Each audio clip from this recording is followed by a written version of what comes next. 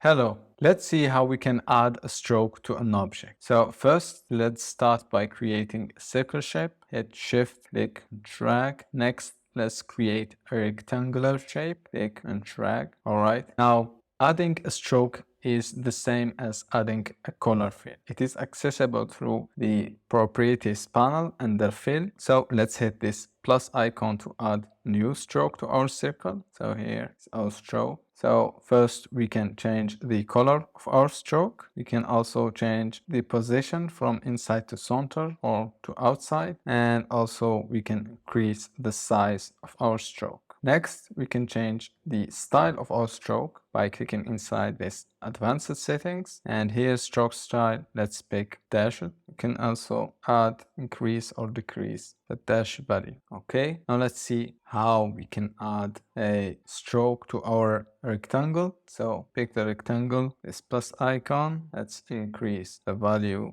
the width, and here in this button, which is stroke per side, we can add top border, bottom border, left, right, or custom one. For example, I will add 3 to the right or to the left and 3 to the right. All right, that's everything about adding stroke to an object. Thanks, and I will see you in the next lesson.